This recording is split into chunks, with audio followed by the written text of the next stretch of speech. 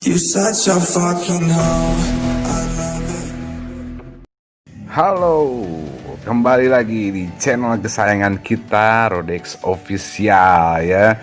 Bagi yang belum sholat, sholat dulu. Jangan sampai nonton YouTube melalaikan kalian ya.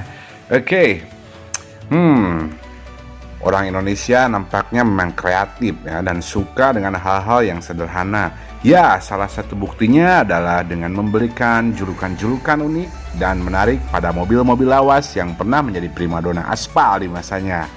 Sebenarnya hal ini beralasan dulu nama tipe mobil yang beredar cenderung menggunakan kombinasi angka dan huruf yang dinilai lebih sulit diingat.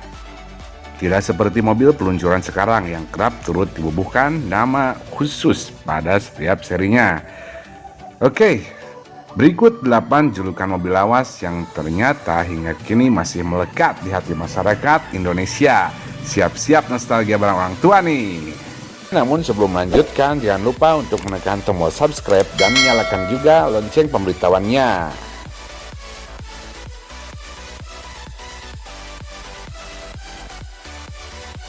Ada Suzuki Truntung.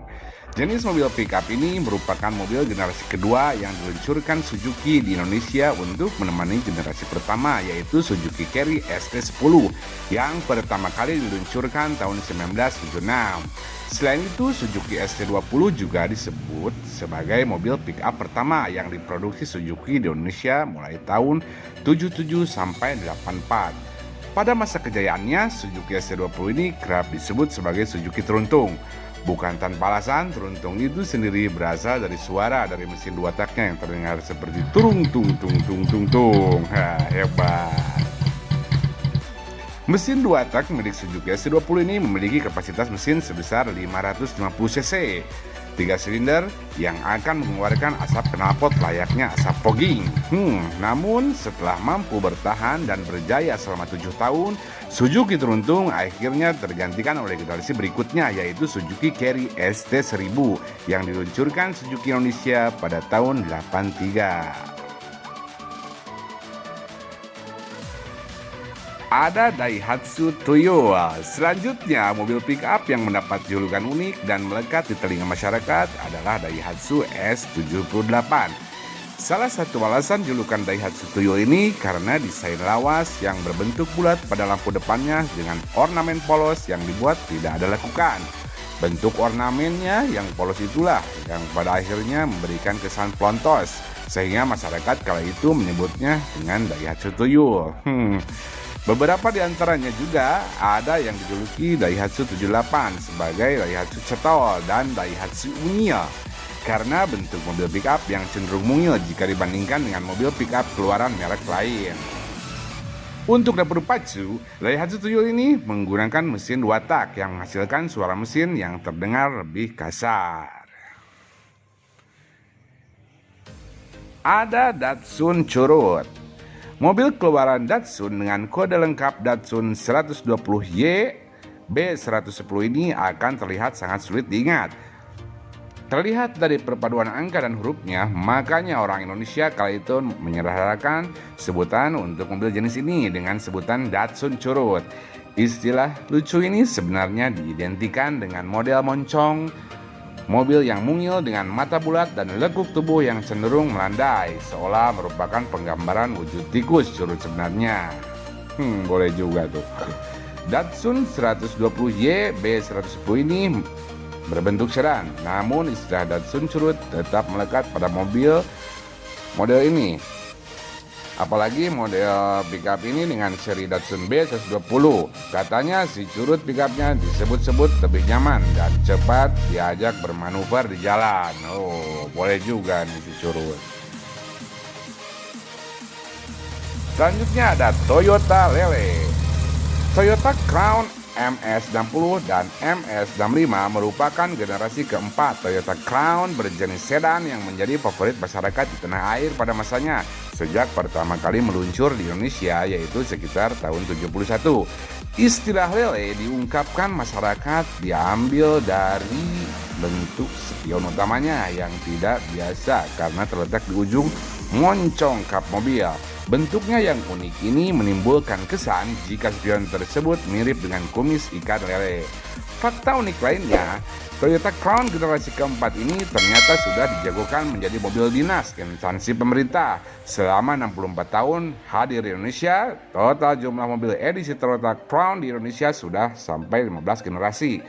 Generasi terakhir yaitu S220 juga digunakan sebagai mobil dinas para menteri kabinetnya Presiden Joko Widodo dan Wakil Presiden Ma'ruf Amin.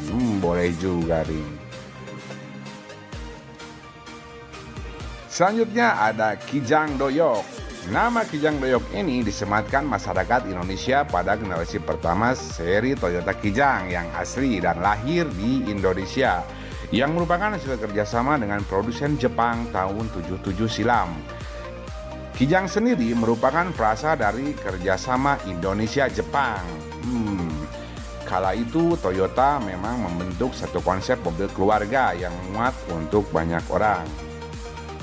Istilah doyok sendiri karena di tengah produksi Kijang dengan seri KF20 ini mulai digandrungi di era 81 sampai 86. Kala itu harian Pos Kota dengan rutin menerbitkan dan memunculkan salah satu karakter lucunya bernama Doyok.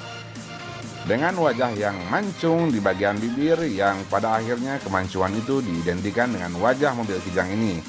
Sekarang Kijang Doyok menjadi salah satu barang antik yang sudah jarang dimiliki dan tak jarang para pemilik mobil masih kerap melakukan restorasi dan menyimpannya sebagai barang koleksi. Ada Jimny Jangkrik. Bentuknya yang mungil dan harga yang cenderung terjangkau membuat mobil Suzuki Jimny ini sempat menjadi primadona di tahun 70-an. Dengan mesin 1000 cc, Suzuki Jimny terkenal memiliki daya jelajah yang handal. Itulah sebabnya disebut Jimny Jangkrik karena kecil dan lincah. Meski begitu, asal-muasal penamaan Jimny Jangkrik juga memiliki banyak versi. Ada yang menyebutnya karena diambil dari tokoh kartun Walt Disney bernama Jiminy Cricket. Lalu ada juga yang menyebutkan sebagai mobil kotrik, serangga jenis capung yang kerap disematkan oleh warga Jawa Timur. Mobil gesit ini memang sudah dibekali mesin 4 silinder 797 cc SHC dengan pendingin air dan merupakan model Jimny pertama yang dipasarkan secara resmi di Indonesia. Tak heran jika pada masanya pernah menjadi primadona di jalanan. Selanjutnya ada Top Kebo. Siapa yang tidak tahu mobil Jeep yang tahan banting, irit, tidak rewel dan sanggup kerja keras ini? Bentuknya pun terlihat gagah dan kekar. Untuk diketahui, versi awal dari Hatsu Top diluncurkan tahun 76 ini justru disebut Top Kancil karena ukurannya yang mungil. Namun pada versi Top F50 barulah mobil Jeep gagah ini disebut dengan Top Kebo. Dengan menggunakan mesin diesel DG berkapasitas 2500 cc, Top Kebo terkenal bandel dan disebut tahan minum solar busuk. Itulah kenapa disebut Top Kebo karena keunikannya yang tahan banting.